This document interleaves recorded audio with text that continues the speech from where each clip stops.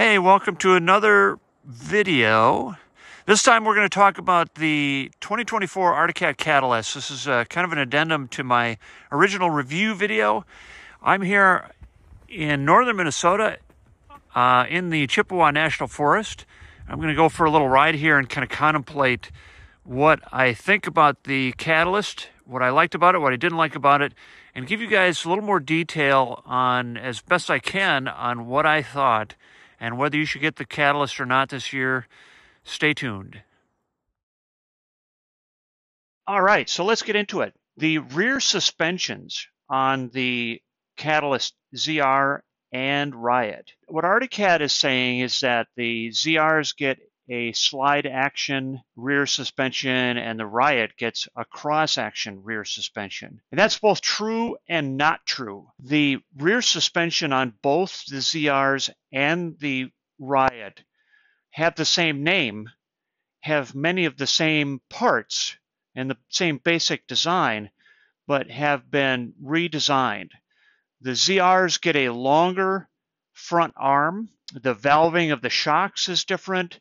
The spring rates are different. The rear idler wheels in the back are a little bit different diameter. The 129-inch ZR gets an uncoupled rear suspensions. I think there are a lot of people that are going to be excited about that.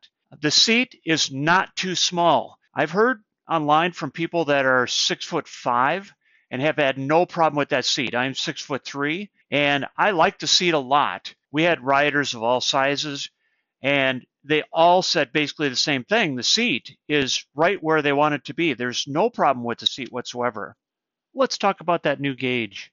Yes, Arctic Cat does have a new gauge for the 2024 Catalyst snowmobiles, and I have used it. Unfortunately, as of this recording, I still don't know that much about it. Compared to the existing double window gauge on the Procross snowmobiles that we're used to, it's definitely a step in the right direction. It's easier to read, it's got better resolution, and it looks nice. Everything is now in a single display, and the handlebar and thumb warmer settings are displayed at all times. There are fewer buttons to push, and it appears to be an easier interface to learn. I actually liked the gauge on my 21 Riot because I had it set up to display the information that I wanted, and I'm used to it. I think the new gauge will be similar. It's going to be a display that you can set up the way you want it and then leave it that way. Can it compete against the huge full color displays from the competition? No, there's no GPS and no interface with your phone, at least that I'm aware of. I suspect that Arctic Cat has plans for a bigger display with GPS in the near future because the dash on the Catalyst definitely allows for it.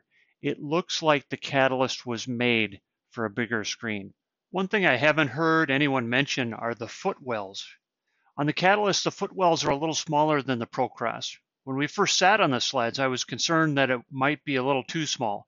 However, no one had trouble getting their boots in them. For trail riding, it's nice to be able to hook your boot on the footwell to give you a little more leverage when you shift your weight. On the Procross ZRs, the footwell is bigger, which means that it's a little harder to do that. You have to make sure your boot hooks to the top of the footwell. The new area on the Catalyst allows you to hook your feet easier, and it's another way that the Catalyst interface makes it so much easier to corner. That's right, I said interface. The Catalyst changes the way you interface with the machine, and this is just one more way that it's doing that. Another thing is the seating position. I don't think it gets enough coverage in my opinion.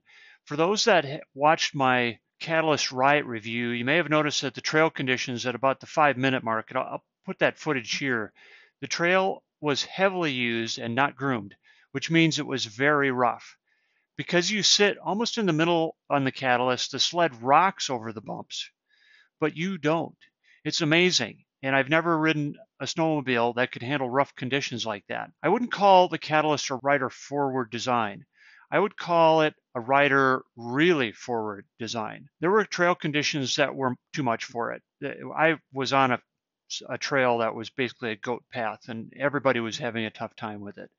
But most of the time, the front and the rear of the sled were doing things that I didn't need to participate in.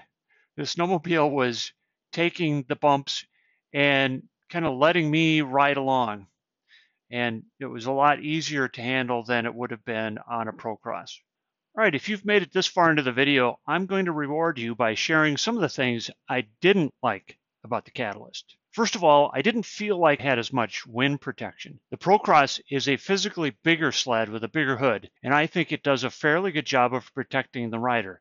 The Catalyst hood is noticeably narrower and lower, and I feel like I get hit with more wind. Or after switching back and forth between the Catalyst and Procross sleds, I don't know if it's as bad as it seems. I'm still concerned about it, but I don't think it's really going to be a problem except for those really cold days. When talking about the gauge, I said I didn't really mind the new gauge, but it's not going to impress anyone.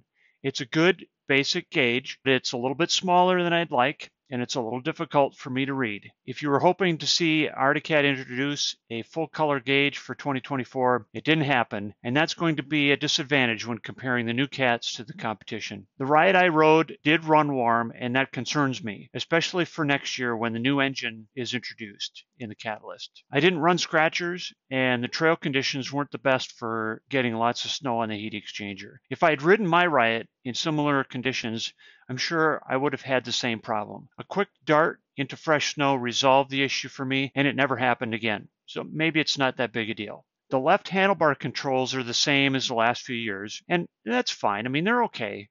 But I've heard stories about people getting into trouble with those if moisture gets behind the switches. I haven't had that kind of a problem because I always cover my Riot when I trailer it, and the sled gets stored inside when I'm not using it.